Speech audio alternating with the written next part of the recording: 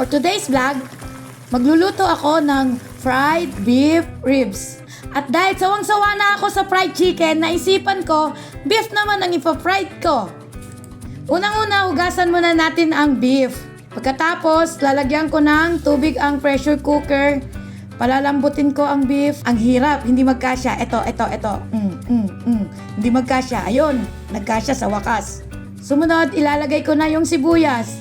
Titimplahan ko. Lalagyan ko ng paminta, asin. Yun lang, at takpan.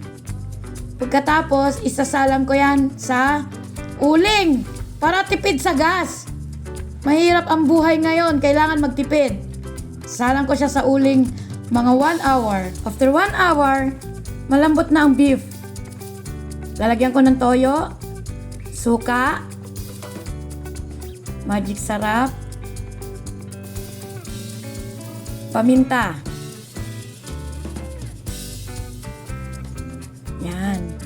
Ihalo-halo ng konti. Yan ay pang marinate ng beef. Lalagyan muna ng kalamansi.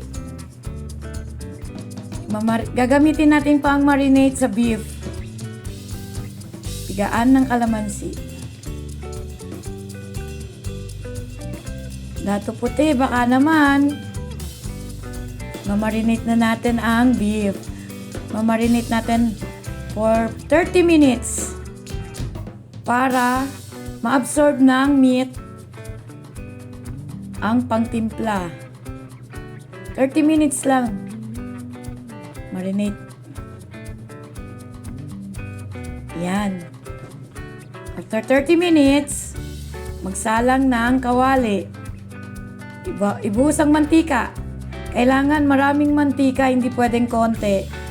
Konting asin, testing kung mainit na. Pwede na. Ilagay ang beef.